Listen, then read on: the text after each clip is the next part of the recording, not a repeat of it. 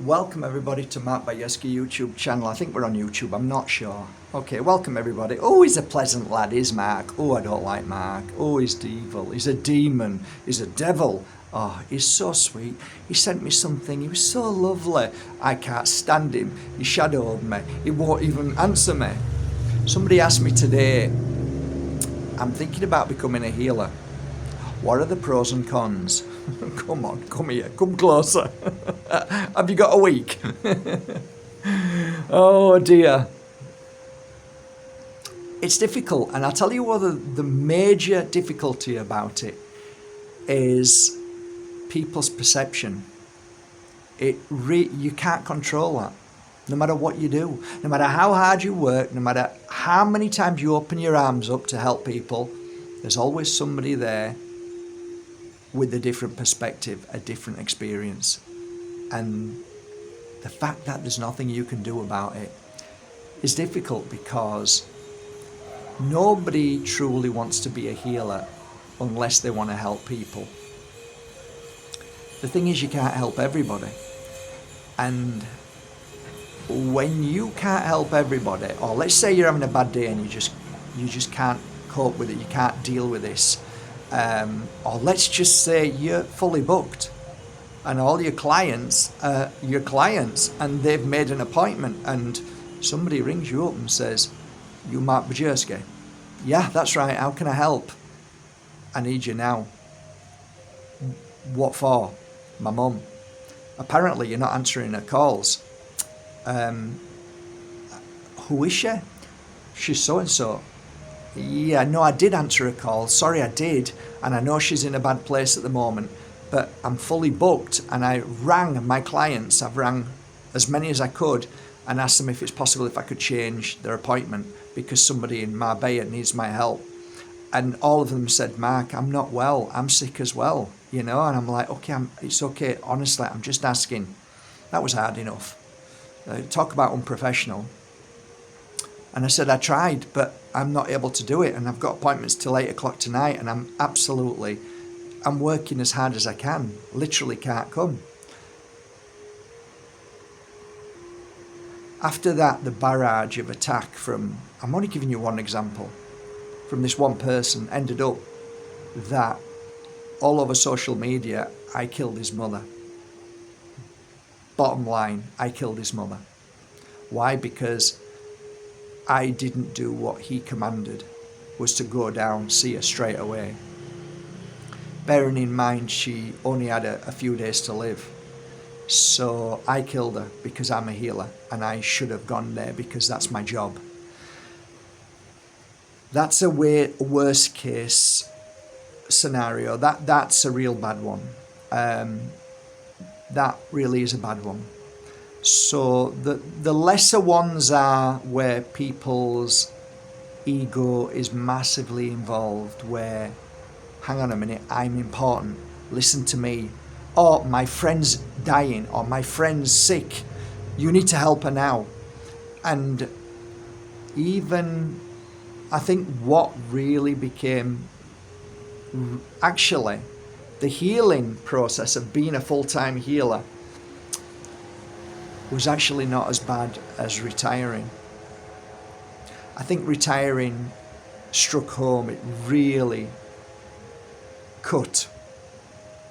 And I ask Spirit World sometimes, why, after all what I've done over these years to help so many people in that process, that I was rewarded in such a manner, in such, such darkness. And the simple fact is that people are in a bad place. And there will always be people in a bad place. And the fact that you can't heal everybody, Mark, is very true. My last retreat, where I insisted on only having 12 or 14 people, ended up being well over 20. And I wasn't in control of that. Wasn't my doing. I wasn't happy, but I worked hard. And being a healer if you were a genuine healer and you were really channeling, you were really doing the work, you'll know that it takes 100% focus on every client that you work on. So you can imagine having, I think, 7 days as a retreat. I have to work on 20 people, and you have to give healings and readings, and it's, you can't take that lightly. And after that, you have to do talks on a night, and as what my path took me to was a very, very challenging night on the last night, which I always love to do. It takes me 2 hours to create the circle, and it's a shamanic circle night. It's a ritual where we clear any darkness. Now, to be fair, most of the darkness, all of it really, the real heavy attachment or demonic energy, normally, and I always believed it. I was always told by shamans, and I believed it because I saw it, that no demon can actually, no dark force can come into a circle when prepared. And I often talked about it in my books, that I actually saw demonic energy move from the person who came into the room. I've actually chased dark spirit off because it's waiting for that client to come back out and sit back down. So I've literally chased. I know it's hard to understand, it's hard to believe. Woo, I get it. But that was my work, and that's what I saw, and I followed that instinct. And on the final night at ballet, I was exhausted, and it took me 2 hours to prepare the circle, and we started. And something happened that never happened before. That the lady from Korea, beautiful lady, as soon as she got into the circle, I realised that there was something still attached to her. So normally in the circle, we're clearing heavy energy of past trauma, issues like that, which release. But this was something inside, and it was alive, and it was a demonic energy. So I actually asked everybody in the circle to help send good energy, because I knew it, I didn't feel I was strong enough, and everybody helped. Everybody literally put their energy into the circle. And it took a while, and there was a lot of screams. People actually came up the following day from right down the road and said, what was all that noise? What happened? Because there was so much screaming. It was horrific, to be honest. And after I'd finished, I went to my room, and I started to feel pains. I felt like my pins and needles in my hand, and then this shooting pain and numbness running up my neck, and I just felt weird. Why is this happening? And then all of a sudden I felt this tightness in my chest, like I'd just done bench presses, and something just came over me, and I realized that my body was going through something traumatic. We look back now, and it took the whole of the night till, I think, I don't know, early hours in the morning, and then it settled, and then it went. I actually looked white as a sheet, and when I came out the next morning, there was a lovely lady. I'll never forget this. I'm going to start crying now. There was a lovely lady from, what's the islands that got burnt? Hawaii. She lived on the biggest island, if I remember. She was lovely. I felt a real connection with that lady. She was a beautiful soul. And I remember I was sat down, and she came and sat next to me, and I put my head on her shoulder, and I could feel her healing me. She was very special lady. I'll never forget that lady. And she knew something had happened, something was very wrong. And everybody said, you look dreadful. And when I got back to the UK, to Spain, you end up doing some tests and stuff, and I found out that what I had was what we'd call a silent heart attack.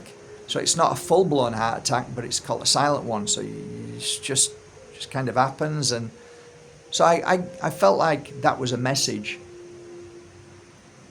And when I got that message, I'm like, okay, I've got to listen to because spirit doesn't see illness as an issue because it's only a spacesuit. Your spirit never dies, so crack on till your last breath.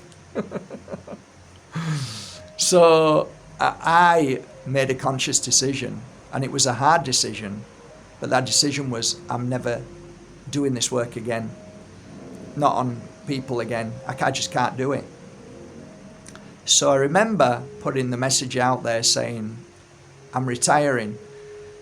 And I've long-winded this, but maybe you're starting your healing journey and you're becoming a healer, or you're halfway through. I just want you to know that for the amount of people who said, good luck, and we understand, and congratulations that you're retiring, I would say that I had to battle for 7 years with those that were, I thought, my friend. But then I realized they weren't my friend. They were only interested in my work and what I would give to them, like a slave. And I think that was the most heartbreaking thing. It didn't surprise me in Hollywood. The people that I worked with in Hollywood, that didn't surprise me because I knew who they were. I knew they were empty shells. They were lifeless. There was no soul there. But there were some people that I was shocked how I was treated and spoken about, mocked, ridiculed. Oh, he's changed now. Who does he think he is? And it was a bit hard. See, the thing is, if you become a healer, if you really become a healer, it's because you're sensitive. And a sensitive is a soul that feels. And it's hard to be a healer if you can't feel. So it's like saying, oh, don't feel that, don't worry about that, but then please tell me what's wrong with me here. And it's like you can't do both. So yeah, a lot of people will. I tell you as well, when I stopped and started doing videos, that's another thing, guys. Be careful. Be very, very careful when you step onto the public arena. You are going to face a lot of challenges being a healer. You're going to face challenge of people who claim to be loving, kind and caring, but have no understanding about your reaction and why you behave the way you do. You're going to get people who are very beautiful people. You're going to get people who are a little bit in a bad place. You're going to get people in a very bad place. And then you're going to get people who are so lost that they turn their anger onto you. And you have to be the bearer of that. You shouldn't, but you are. Why? Because because you're a healer. And because you're a healer, then you have to take this and you have to answer me and you have to tell me this, right? It can be really hard. And there are times where you know if you answer this person, you are get ready for a bloody explosion. What they will say to you is that all they wanted was an answer, but you know as a healer that ain't what they're after. They're after personal one-to-one, and if you don't give it them because of their ego and their weakness, they will attack and they will just call you all sorts and look for things where they can now say this is what they'll try and they'll grab everything together and then say that why this healer is not a healer. He can't be a healer and not answer my question or heal me. Like, no, I retired. Where in that is not a clue. I did do the work and I did it pretty well, but I've retired. I don't take that for an answer. No, you don't, do you? Because you're selfish or because you're in a bad place. But that's not my problem. Everybody's in a bad place in one way or another. So we're all in a bad place. We're all working on ourselves. But sometimes you have to be so careful. Do we answer that email? No, we don't. Why? Well, one, you're digging yourself. You're going to dig yourself into a grave. You're gonna have more explosions than you are. Like, think about it. I've retired. Okay, I've retired. Yeah, but can you give it? Yeah, but I've retired. Yeah, but can you give me? Yeah, but I've retired. The other one is, tell me who I don't know who can help you. The situation that you've got. It's not for me to point you in directions. I can only say try the Pure Energy Healing Academy, try Reiki, try anybody. But who am I to? How do I know who's able to help you? But he's psychic. Oh my God. What is wrong with people? That doesn't mean that I know everything. It means I sit with some cards and look at your future and try and feel you and see what's wrong. I don't have the answers to the lottery. I don't have the answers to everybody. I am just attuned, and that's why I don't like the word psychic. Just in people's heads, they just think, oh, we'll know everything. That's not what it means. Please, God, help these people and help me. So you ask, and I share with you, what's the pros and cons of being a healer? The pros are that you've fulfilled your destiny. Why do we come into this world? To experience. And one of those things I believe, if you come from my home world, is that you're here to experience giving your love, your healing, and everything that you can to help situations around you. And let me tell you, if you become a healer and you go into the public arena and say, I'm a healer, you are a brave and beautiful soul. I know you are. Whether you know what you're in for or not, you're still following what's right and turning back the clock. Would I change anything about my 12 full years of healing? I wouldn't change anything. How many people are really nasty and bad? Not many. How many people are loving and kind and caring? A lot. How many people are in a bad place? A lot. How many people are in a good place? Not many. You see what I did there? You've got to understand how life is and how people are. And when somebody is in such a bad place in their life and they spend the next week or month or day, full day or full 3 hours on you and how disappointing you are, and some might even spend 3, 5, 7 years or the rest of their life always attacking you, always trying to get at you, always trying to, be proud. Because there must be something very special about you that person can never achieve, even though that person thinks that they are better than you. Everybody seems to think they've got the right answers. Everybody seems to think that they are right and everybody else is wrong because I see that in this person and that person. And that's the way humanity seems to be. And the less I see connected to their consciousness. And if you're a healer, don't forget you're also human, living a human experience in this body. You're a spirit, but you still have to look after yourself. Because if you're forever focused on everybody wanting and needing constantly, that will never stop. It will never end. you've got to come to a point where you have to be stronger and say no, because sometimes that's like saying yes to yourself. Even if it means that you don't answer somebody on email, or you don't answer somebody when you're publicly doing a video, because you know that this could be detrimental to them as well as yourself. That's why I don't advertise, go to this person or go to that person. I don't do that. What if they have a bad experience? Who do you think they're going to blame? Me. The only person that I know who can do something back then was me. And I said, I'm a healer, I'm here. That was it. But somebody somewhere missed that I said I'm retired.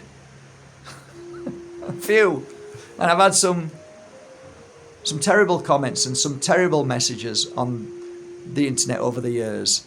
But you know, it's okay. People are in a bad place, and it's getting worse and worse. I think if you're going to be a healer, no matter what I've said now, you'll still be a healer. What I try and push for now is for people to learn to heal themselves.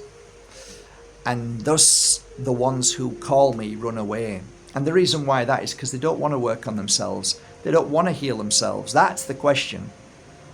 They just want an easy fix. So, I like the idea in 2025 to learn a form of healing, whatever that healing is. Learn how to heal yourself.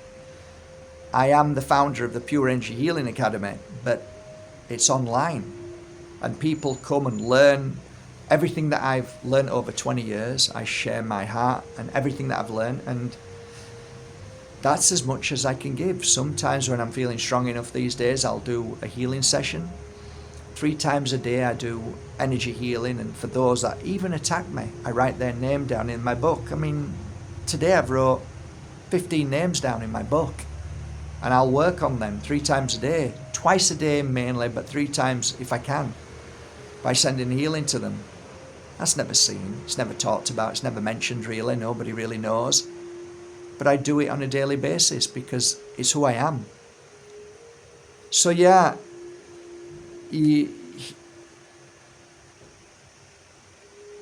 I think being a healer, darkness comes with the territory, and weakness comes with the territory of others. Attack comes with the territory.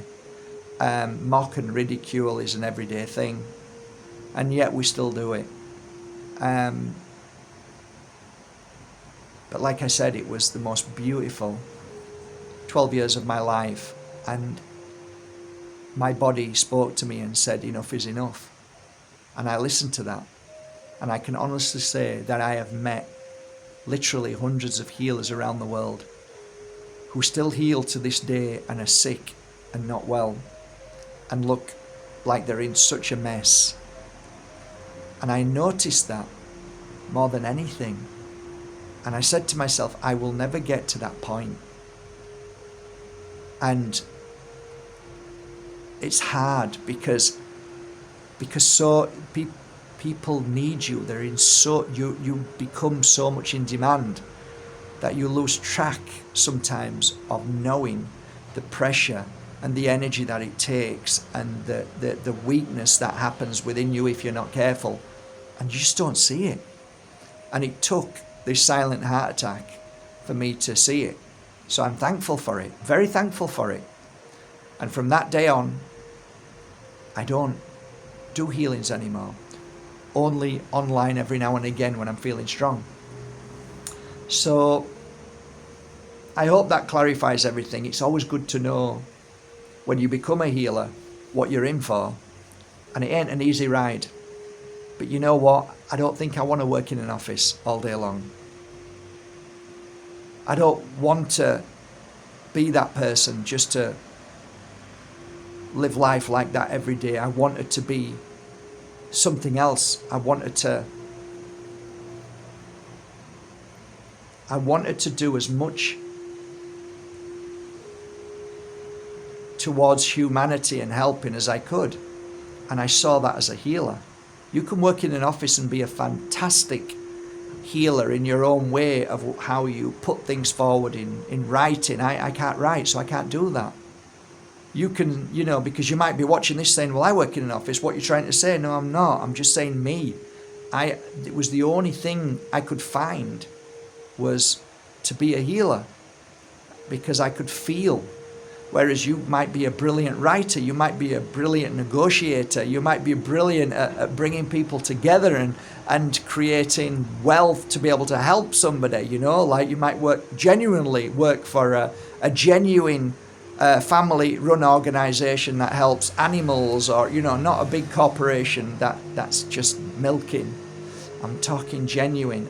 So please don't get me wrong when I say that. Every job is important. It's how you do it and the actions that you take in that.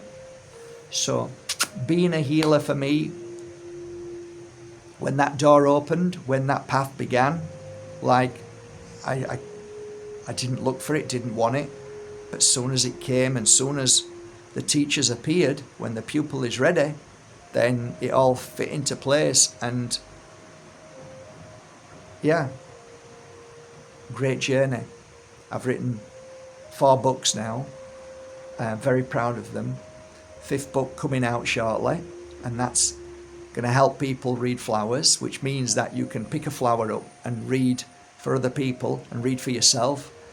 And hopefully once you've read that book, you'll be the perfect flower reader, and we'll bring that back into this energy again. It's a long lost ancient art. And even if you know, I'm not really bothered about that. At the back of the book, there's 50 pages of beautiful flowers, and you can just say, what's your favorite? I like roses. You can flick through and get to the roses, and I've written down, I've channeled a message about who you are and how you are and what you are in that message. So that's lovely as well.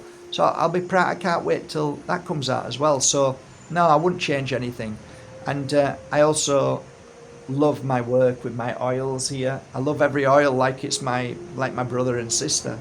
I love my oils with all my heart. I love every crystal that I work with. I have a bond with, it's hard to let go of crystals, but I have a bond knowing that they're going to go out there and heal somebody because they have pure energy healing in them. So it's easier working with crystals. There is no pain or suffering. With crystals, it's just channeling energy. There is no aftermath. There is no residue. There is no suffering. It's just high energy, and all you're doing is putting another energy of memory into them, which is beautiful. I've made 3 sets of angel cards, which I absolutely adore. And yeah, all from just becoming a healer, your path can take you anywhere, which it did for me. It took me to here, to this room, to everything that's happened in my life. And I'm so thankful to everybody who knows me deep down, inside and out, and appreciates me for who I am, flaws and all. And that's it. That's all I want to say. If you want to be a healer, then don't let anybody stop you. Believe in yourself and watch how your life changes. Watch how you heal. Watch your irritable bowel syndrome disappear. Watch your fears disappear. Really, they do. When you become a healer, you heal yourself, and that is beautiful because everybody's going to benefit from that. Apart from what I've just said, that there are always going to be difficult times along your journey. Pain is inevitable, but suffering is optional. And one thing I can say, that being a healer, the suffering doesn't last. It doesn't. It disappears very quickly. So I wish you a lovely day, and if you do become a pure energy healer at our academy and spend 4 days, congratulations, good for you. You've learned 20 years of everything that I've learned in those 4 days, and then it's up to you where you go with that. You might just become a healer for yourself. You might be a healer for your children or your friends or your mum or your dad that might need some help. Or you might become a world famous healer for the rest of your life. I do wish you well. Take care, everybody. Love you all. I mean that. Take care.